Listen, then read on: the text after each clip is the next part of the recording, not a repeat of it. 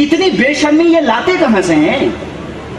और इस बेशर्मी को यदि आप बर्दाश्त करेंगे तो इतिहास आपसे सवाल पूछेगा कि मोदी जी गरीब थे, मोदी जी गरीब थे, मोदी जी चाय बेचते थे, मोदी जी की मां मजदूरी करती थी, आप मजदूरी करते हैं, आप गरीब हैं। यह सवाल गायब कर दिया गया है। इसको कभी सोचे हैं? आपका पैसा लेकर के हजारों करोड़ खर्च करके आपको बताया जा रहा है कि मोदी जी बड़े गरीब आदमी थे, मोदी जी ईमानदार हैं, मोदी जी बहुत बहादुर हैं। ये क्यों बताया जा रहा है? ये इसलिए बताया जा रहा है ताकि आपको ये ना पता चल सके कि इस बताने के प्रयास में बहुत कुछ छुपाने का प्रयास किया जा रहा है। जैसे आप एक चीज नोटिस किए हैं, किसी कपड़ा के दुकान पे जाएंगे तो शीशा में जो बंद कपड़ा होता है वो बहुत सुंदर लगता है, और सामने से जब वो कपड़ा लेने लगिएगा तो आपको उतना सुंदर नहीं लगेगा। तब आपको गोलमाल समझ में आएगा कि शीशा में बंद जो कपड़ा है वो दिखाने के लिए है, बेचने के लिए तो ये माल है। मोदी जी का चेहरा दिखाने के लिए है, बेचने के लिए वही बेईमान, वही ठेकेदार, वही माफिया, वही चोर, वही भ्रष्टाचारी आपके सामने प्रस्तुत कर दिया जाता है। और वोट किसके नाम पे मांगा जाता है? वोट प्रधानमंत्री के नाम पे मांगा जाता है। उस पे जाकर के आप विचार कीजिएगा कि मोदी जी गरीब थे, हम गरीब हैं, हमारा सवाल क्यों नहीं है उसमें? हमारे जो बाल बच्चों का भविष्य है वो उसमें क्यों नहीं शामिल किया गया है? इस बात पे विचार कीजिएगा। आपको वोट जिसको देना है उसको दीजिएगा। मैं आपके लोकतांत्रिक अधिकार पर हमला करने नहीं आया हूं, और हमको पता है कि आप अपने तरीके से सोच करके ही वोट दीजिएगा। भाषण आप हो सकता है बहुत लोगों का सुन लेते होंगे, वोट आप अपने मन से ही दीजिएगा। सबके वोट देने के अपने अपने कारण होते हैं। जैसे मंदिर एक ही होता है, लेकिन मंदिर जाने का कारण लोगों का अलग अलग होता है। कोई जूता चुराने के लिए जाता है, बेरोजगार नौकरी मांगने के लिए जाता है, जिसकी शादी नहीं हुई है वो शादी का मन्नत मांगने के लिए जाता है।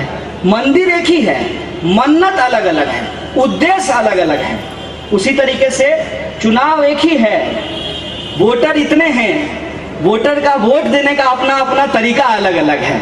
कोई जात के नाम पे वोट देगा, कोई धर्म के नाम पे वोट देगा, कोई पैसा लेकर के वोट दे देगा, कोई बाटली लेकर के वोट दे देगा। हम जानते हैं कि वोट आप अपने तरीके से देंगे, लेकिन बस मैं आपको एक चीज कहने के लिए आया हूं, ये आजादी इतनी सस्ती नहीं है, ये लोकतंत्र, ये जमहूरियत इतना सस्ता नहीं है। अगर आप इसको इतना सस्ता बना देंगे तो एक दिन जिंदगी जो आपकी महंगी है वो बहुत महंगी हो जाएगी। इस बात को आप समझ लीजिए। ये अधिकार जो आज आपको मिला हुआ है, ये अधिकार किसी के भीख में नहीं मिला है। आपके जो पुरखे हैं, डॉक्टर बाबा साहब भीमराव अंबेडकर, भगत सिंह, महात्मा गांधी, मौलाना अबुल कलाम आजाद, अशफाक उल्लाह खां, राम प्रसाद बिस्मिल, चंद्रशेखर आजाद, बटुकेश्वर दत्त, इन लोगों की कुर्बानियों से ये आजादी मिला है। और ये आजादी को अगर आप बचाना चाहते हैं, इस लोकतंत्र को यदि आप बचाना चाहते हैं, तो चुनाव में लोगों के मुद्दे पे आपको वोट देना पड़ेगा। आपको अपने मुद्दे पे वोट देना पड़ेगा।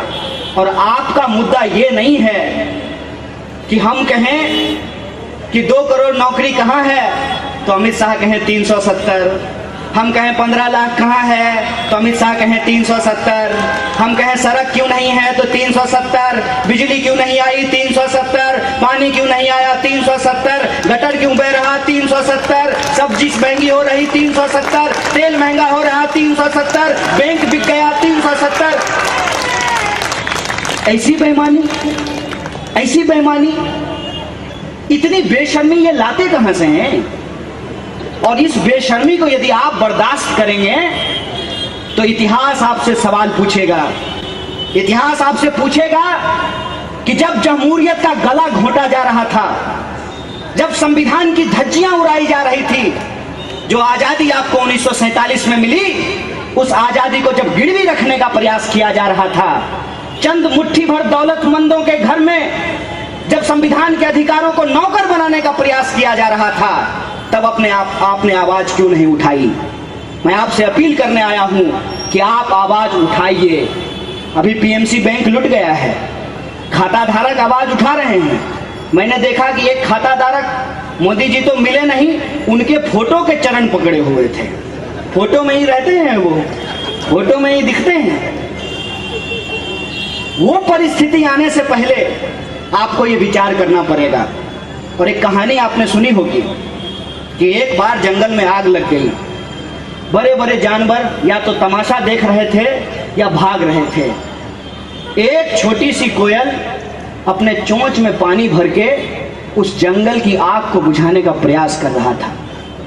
बड़े जानवरों ने हंसकर कहा कि तुम्हारी छोटी चोंच से ये आग नहीं बुझने वाली है। उसने कहा, ये आग तो बुझेगी।